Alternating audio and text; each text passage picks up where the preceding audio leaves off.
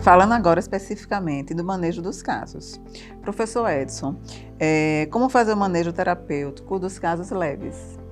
Pronto. Então, o caso leve, né, o sintomático respiratório leve, vai ser igual a todos os quadros, né, que a gente está acostumado. Pacientes com sintomas respiratórios vai apresentar sintomas de febre, sintomas de mialgia, sintomas de tosse, dor de garganta, e a medicação indicada para esses casos mais simples vai ser sempre os analgésicos e antitérmicos. Então, dipirona e paracetamol, um ou outro, né, a depender também da tolerância do paciente ou algum grau de alergia. São as medicações de uso rotineiro, podendo usar de 6 em 6 horas, né?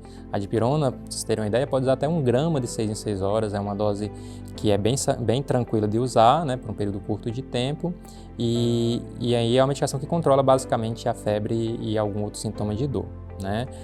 Lembrar que esses pacientes eles são orientados também a fazer repouso, muita hidratação, a ter uma alimentação balanceada, né? São todas orientações gerais para um paciente que apresenta sintomas respiratórios leves, né? Esses pacientes, eles também têm indicação, né, pela regulamentação, da gente fazer isolamento social. E o que está posto hoje, né, pela questão também da influenza, é o uso do oseltamivir, né? Então, pacientes de grupos de risco, né?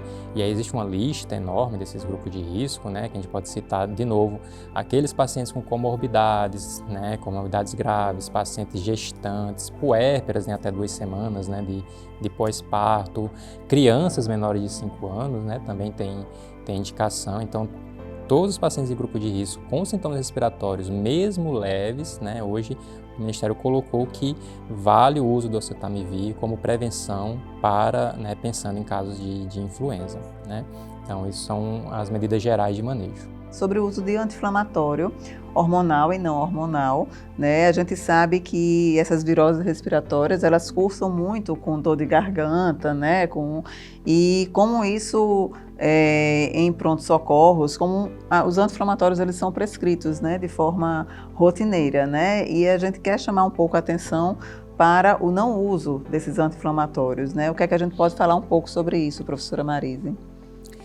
A gente gostaria de aproveitar a oportunidade para desestimular os médicos a prescreverem corticoide na urgência, né? Então, isso é uma ocorrência que a gente vem observando, pacientes que chegam com dor de garganta, às vezes com dores generalizadas e não têm um diagnóstico definido. É muito comum o doente informar que recebeu na urgência uma injeção de corticoide. Então, é muito importante evitar isso, porque o uso do corticoide pode interferir na evolução dos indivíduos que evoluiriam para uma forma grave, né?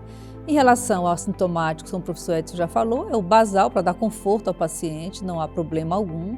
O uso de anti-inflamatório não hormonal, se não houver outras contraindicações, também não tem problema, mas o corticoide a gente enfatiza de que ele não seja utilizado, exceto para o doente que tem asma ou DPOC, que já faz uso desse medicamento no seu controle da doença. Esse sim, deve manter, porque é a prioridade de manter a doença de base dele controlada, né? E aí, logicamente, que ele já é um paciente que a gente vai ficar alerta, porque ele é um doente de risco para as formas mais graves. E aí eu queria também chamar a atenção para lembrarmos de que, junto com a Covid, estão todas as outras doenças que nós cuidamos no dia a dia. Todas. Além das crônicas, que podem complicar com o Covid, tem as outras agudas que podem surgir, né?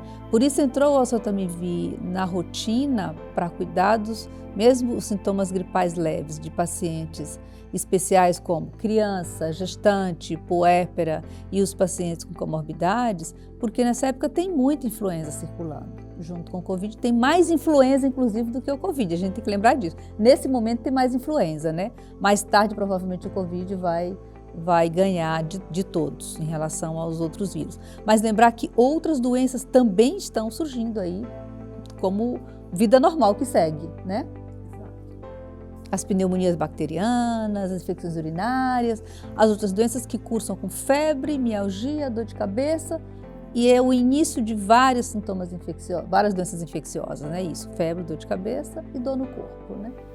E vão continuar batendo nos prontos-socorros, na porta das APS da vida, né? E uma preocupação grande é essa, de que é importante que nós mantenhamos o nosso raciocínio clínico, fazer uma boa história, a gente não pode prescindir da história para que ela norteie o diagnóstico. Ah, não, isso é respiratório mesmo. Pode ser uma influenza, mas eu vou conduzir como Covid. Não, isso não é doença respiratória, né? É uma doença outra, sistêmica, né? Pensar nas outras doenças que estão aí. E a valorização da história pregressa do paciente, né? O que é importante também, né? Porque não dá para valorizar só aquilo que está chegando, né? Então, vamos lá. Você falou, Edson, agora sobre a importância do isolamento domiciliar para essas pessoas que são enquadradas como casos leves. A gente falou um pouquinho sobre isolamento domiciliar lá no início para as pessoas que estão para todos nós, né, que não somos sintomáticos, mas como é que a gente diferencia o isolamento domiciliar para as pessoas que são sintomáticas, né? Pronto, então no caso de sintomáticos, né, a recomendação é o isolamento domiciliar sob atestado médico, né, de 14 dias do início dos sintomas. Então todos os sintomáticos respiratórios hoje tem recomendação de atestado médico e isolamento domiciliar por 14 dias de início de sintomas. Essa é uma recomendação bem imposta pelo Ministério, né, e a gente tem que seguir. Além disso, todo o grupo familiar daquela casa deve ser afastada junto com o familiar e deve ficar em isolamento domiciliar junto com esse familiar sintomático, né? Então, todo o grupo familiar residente naquela casa também deve ficar em isolamento, né? E aí existe também um protocolo para isso, onde o próprio usuário vai nomear o nome dos seus, né, familiares residentes e colocar nesse atestado médico para que ele possa também ganhar o direito de afastamento de todos os familiares, né? E aí segue também uma lista de orientações de como esse usuário deve ficar em casa, né? Então, nesse isolamento, ele não deve, né, deve ter uma maior restrição ainda do que aquele grupo de assintomáticos, né, em relação ao isolamento. Então ele deve ter preferência para ficar num quarto sozinho, né, ficar a maior parte desse tempo nesse ambiente ou afastado pelo menos 1,5 metro dos outros familiares, né. Todos os seus objetos que ele usa devem ser lavados, né, rotineiramente. Ele deve permanecer de máscara a maior parte do tempo possível, né, o ideal é que ele sempre fique de máscara. Se ele for ter contato com alguém, ele vai usar máscara, né, a máscara normal, a máscara que a gente chama de cirúrgica, descartável. E se algum familiar for entrar em contato com ele, também deve fazer uso de máscara, né? Então o cuidador ou outro parente que vai entrar em contato também deve fazer uso de máscara nesse contato que seja necessário, né? Ele deve evitar receber visitas, né, por causa da transmissão da doença, né? E esses cuidadores também eles devem ter esse cuidado em também estar sempre lavando as mãos, né, ao tocar objetos que vão ser passados para esse usuário e vice-versa, e ter os devidos cuidados de proteção também, né? O usuário que tem os sintomas e vai frequentar os ambientes da casa, vai no banheiro, vai na cozinha, vai fazer alguma coisa, os objetos que ele tocar devem ser higienizados, né? Então é um trâmite realmente bem rígido, né? Mas é importante na questão da transmissão, né? A limpeza das roupas, né? A recomendação até do Ministério é que essas roupas sejam lavadas em temperatura maior, né? Para uma maior higienização, né? E a limpeza dos ambientes, das superfícies também com o uso do hipoclorito de sódio, né? De alvejantes. Ou álcool, né? Você pode usar o álcool 70 também em superfícies. Por exemplo, na mesa, no telefone, né? Superfícies que suportam o álcool, vidro, por exemplo, né? Porque ele é prático de uso. Só que tem que lembrar que se houver sujidade ou algo biológico, tossiu ou escarrou ou tem urina em alguma superfície, ela precisa ser removida para depois aplicar o álcool. Ou colocar água sanitária, né, que é o hipoclorito de sódio, diluído aí 1 para 10, né, aproximadamente, e que isso dá uma concentração adequada que inativa o vírus em casa. Isso é importante. Em relação àquele aquela equipe, aquele médico que sabe que tem, por exemplo, X pacientes com hipertensão, com diabetes, né? E que daqueles X pacientes, tantos desenvolveu Covid, né? Então, quais são as orientações que a gente pode dar para esses profissionais em relação aos cuidados maiores que eles têm que ter, porque eles são pacientes com Covid que têm comorbidades que a gente sabe que pode desenvolver uma Covid com maior gravidade. Então, assim, esses usuários, eles têm um cuidado diferenciado, são usuários que geralmente têm que ter uma avaliação mais próxima, né, dos profissionais e um acompanhamento mais próximo, né? A gente vai falar de monitorização e esses usuários que, por acaso, têm essas comorbidades, mas estejam compensados delas, né, e estejam em isolamento, as medidas acabam sendo as mesmas, né, no sentido dos cuidados, mas talvez o controle em relação à monitorização deles tem que ser mais rígido, né? E qualquer sintoma novo, qualquer agravamento deve ser avaliado por um profissional de saúde, inclusive presencialmente. Uma das características da estratégia de saúde da família são os agentes comunitários de saúde. Então, o que é que a gente pode orientar para essas equipes com o uso desses agentes comunitários de saúde? Então, como é que a gente pode dizer? Os agentes comunitários de saúde precisariam estar mais próximos dessas pessoas, né? No sentido de estar orientando algum tipo de verificação de pressão arterial, de verificação do HGT, alguma coisa nesse sentido pode ser dito para essas equipes? Exatamente. A gente sabe que o agente, ele não pode ser somente um agente de transmissão de informação, né? Cada vez mais o agente comunitário deve ter uma formação ampliada em saúde para que ele possa também lançar mão de procedimentos técnicos, né? Lembrando que devidamente equipado de EPI, ele pode e deve entrar em contato com esses usuários, né? Pode inicialmente até pelo teleatendimento, mas se necessário presencialmente para verificar, né? Verificar sinais vitais e ver sinais de descompensação clínica. A partir do primeiro momento que haja uma descompensação clínica, encaminhar para uma avaliação do médico. Ótimo.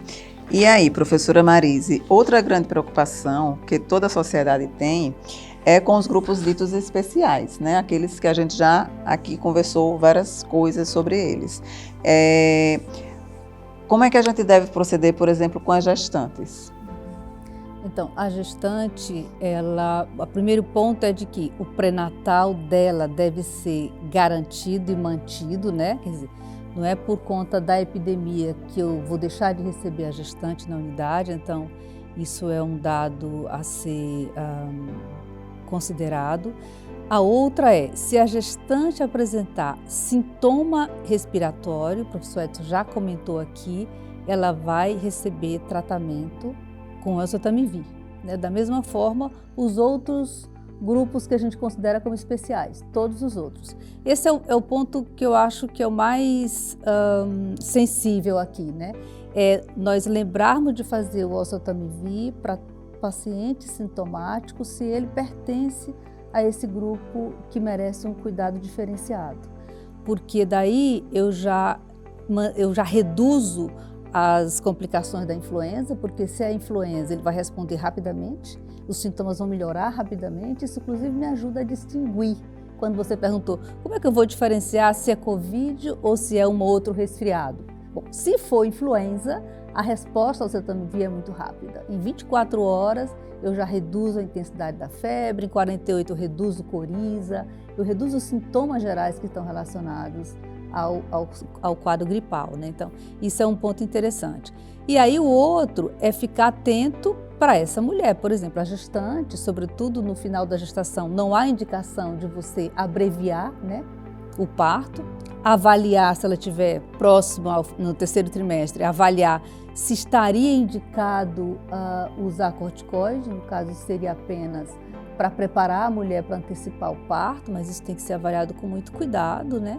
Qualquer sinal clínico, né? A saturação. Isso, orientar, é importante ela estar atenta e a equipe também, né, para os sinais de gravidade, que na verdade são os mesmos, né? Exato.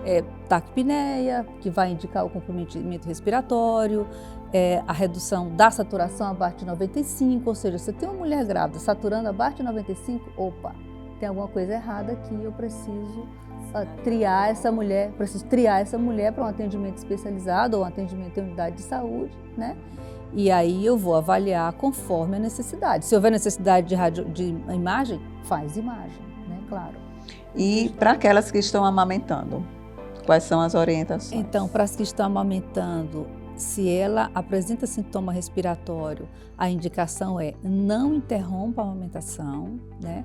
E aí o que ela precisa então é ter mais cuidado para evitar contaminar o bebê, porque o vírus não há comprovação de que ele se transmite pelo leite materno, mas ele se transmite pelo contato de uma forma muito eficiente. Então o que eu preciso fazer, a mulher que está amamentando vai utilizar máscara. Na verdade, ela está de máscara o dia inteiro porque ela está sintomática. A recomendação do sintomático é ficar de máscara em casa o tempo inteiro, né? Mas aí, na hora de amamentar, ela vai ter o cuidado especial, adicional, de higienizar as mãos, né?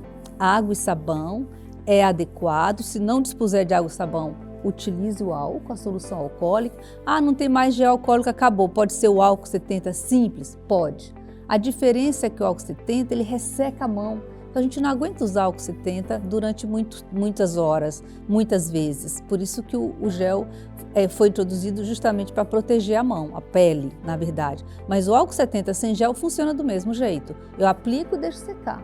Okay? Então, ela vai proteger as mãos, amamentar o bebê, e aí quando o bebê não estiver no colo amamentando, é importante que ele se mantenha uma distância mínima, separar o berço da cama da mãe aí 1,5 metro para a mesma coisa, à noite espirra, tosse, né?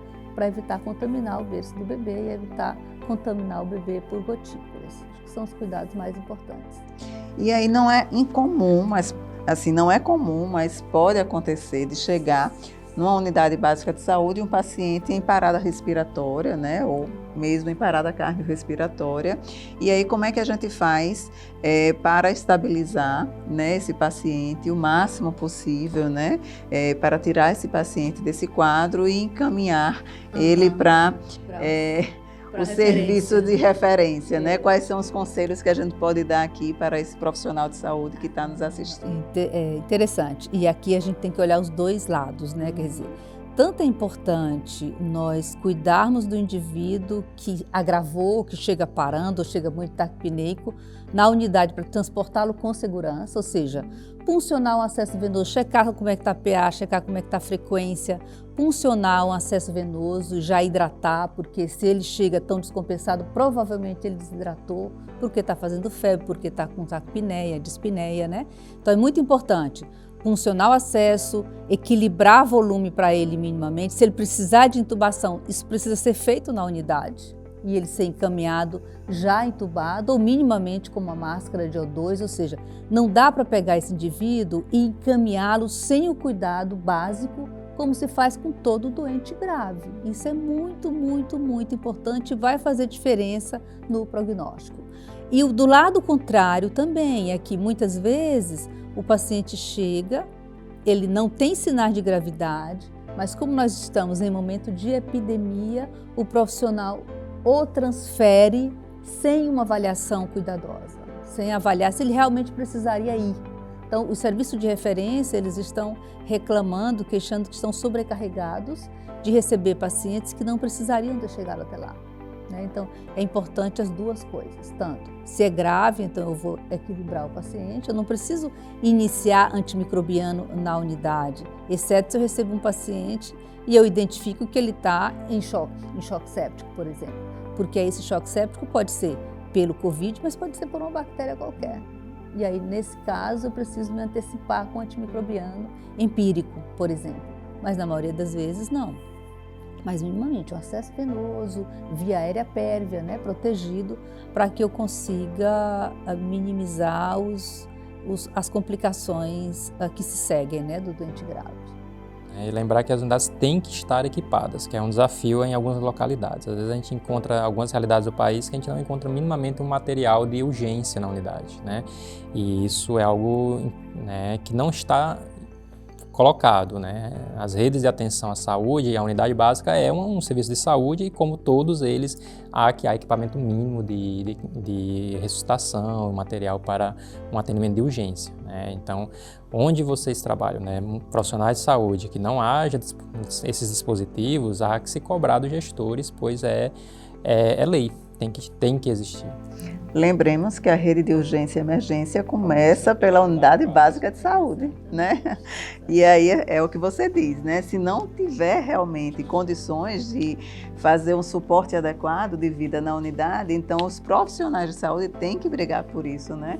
Eu sei que não é fácil, né? A gente que ensina em unidades de saúde, a gente sabe exatamente o que se passa e o sufoco muitas vezes que a gente passa nessas unidades de saúde, mas isso é uma coisa que a gente tem que continuar brigando, né? Por isso, para que um dia a gente possa conseguir fazer o ótimo. Isso. E aí eu queria só voltar num ponto que é do uso de EPI pelo profissional que está lá na ponta recebendo o paciente. Se eu atendo esse paciente na chegada e não há previsão de intubá-lo, por exemplo, como eu, profissional, devo me portar? Máscara cirúrgica, luva e avental, né? Essa é uma coisa básica, né?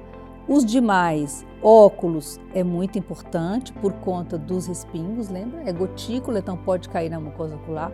Óculos é importante.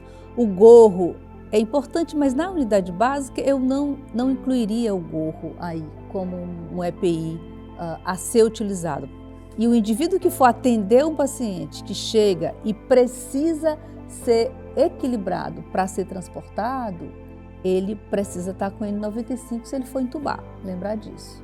Se houver necessidade de entubar, ele precisa da N95.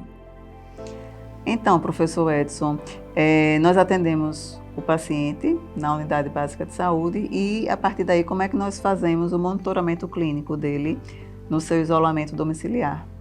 Então, existe um fluxo recomendado pelo Ministério da Saúde, onde inclusive está aprovada até a teleconsulta, né, nesse período de pandemia, e então qualquer profissional, inclusive o médico, pode realizar o teleatendimento. Então, o fluxo recomendado pelo Ministério atual é que um profissional de saúde, seja ele o agente comunitário, um técnico de enfermagem ou enfermeiro, possa fazer um contato inicial, né, com esses pacientes sintomáticos que estão em isolamento a cada 48 horas. E nesse contato, esse usuário ele vai ser perguntado sobre sintomas, né? Se melhora, piora dos sintomas, aparecimento de sintoma novo.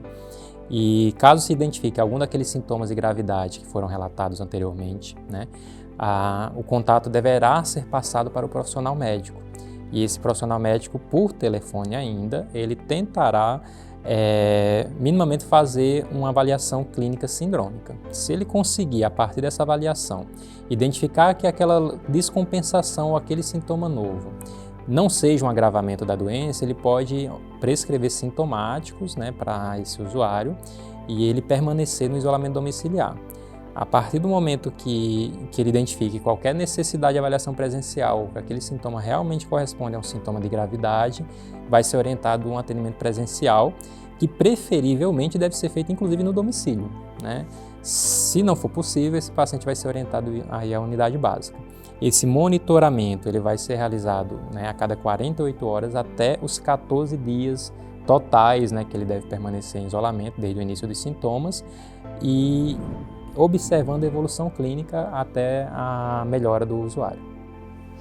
Outro ponto importantíssimo é a notificação. Então, como é que deve se proceder à notificação a partir da identificação do caso suspeito? Então, todos os casos suspeitos devem ser notificados. Existe um link, né, que a gente vai disponibilizar para vocês do site do Ministério, onde todos os casos suspeitos devem ser notificados. Né? Importante também na notificação colocar os dados do paciente, né? Todos os dados do paciente e o CID adequado. Né? Quando houver só uma síndrome gripal, a gente vai usar o CID J11. Né? Quando houver o quadro específico de coronavírus, tem o CID específico para corona, né? Que a gente pode lembrar aqui, o B32.4. B34.2. B34.2 para coronavírus e tem agora um CID novo para o corona. O novo coronavírus. Né? Que é o 07.1. Então, esse é o CID recomendado, né? Então, colocar o CID adequado de acordo com o quadro, se sintomático, se confirmado, né, na notificação.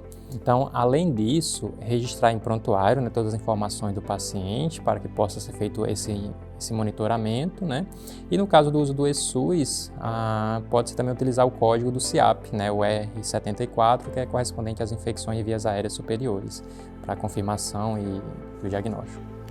Para finalizar, né, a gente já está finalizando a nossa aula. Um ponto muito importante que nós estamos sentindo no Brasil inteiro, aqui no nosso estado não é diferente, como é que a gente deve proceder com os profissionais de saúde. Quando é que eles devem ser afastados dos serviços de saúde quando sintomáticos, professora Marise?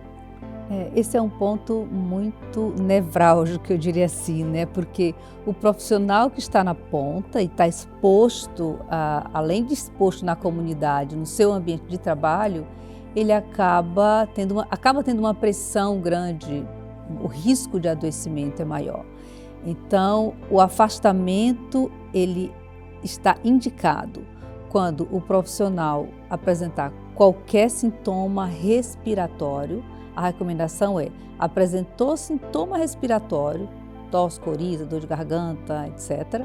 Esse profissional precisa informar, porque a recomendação aí é testá-lo para avaliar se isso é Covid ou se não é outra influenza, e ele vai ficar afastado.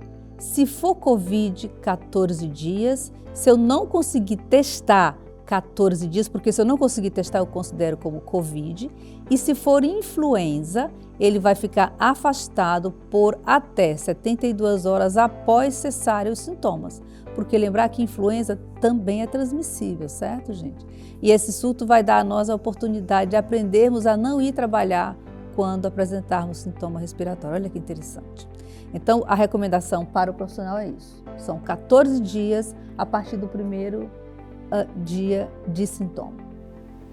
Ok? Ok. Sabendo então que no afastamento o profissional tem direito a ser testado, porque acho que é uma das grandes dificuldades que os profissionais estão tendo é exatamente de ter direito a acesso a esse teste, porque o Brasil está tendo realmente dificuldade em disponibilizar esses testes, né? O professor Edson quer complementar a resposta da professora Marise? Isso, existem algumas recomendações, né, colocadas pelo Ministério da Saúde, que isso depende muito do próprio serviço, né, de como o serviço consegue se organizar para isso. Então, alguns profissionais, às vezes, eles têm que estar na linha de frente, não tem outra pessoa para ficar naquele lugar, né? Mas se houver essa opção, o ideal é que pacientes de grupo de risco, e a gente fala profissionais que tenham comorbidades crônicas, graves, né, importantes, imunossuprimidos, gestantes, né, elas possam sair o máximo que possível dessa linha de frente, principalmente do sintomático respiratório, né, para que não seja mais uma pessoa que vá adoecer e possando adoecer, inclusive grave, né, a gente já escutou e a gente vê nos noticiários relatos de profissionais de saúde morrendo também, né, o profissional de saúde não é imune às doenças. Então, esses de grupo de risco, eles mesmo assintomáticos, eles se puderem ficarem numa linha, né, secundária de atendimento e não ter muito contato, o mínimo possível, com sintomáticos respiratórios, né? E lembrando que também há a possibilidade do profissional de saúde ser afastado em caso de paciente sintomático familiar. Então, ele vai entrar na regra do familiar sintomático, né? E a única diferença que está posto é que ele pode ficar menos tempo, né, de isolamento, de quarentena, né, de isolamento.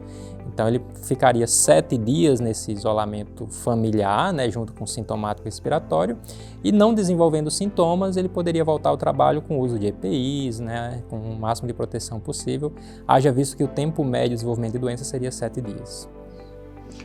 Muito bom. Então aqui, agora, nós abrimos a fala para o momento final, né? Começamos com a professora Marise. Fique à vontade, professora Marise, para uma fala final.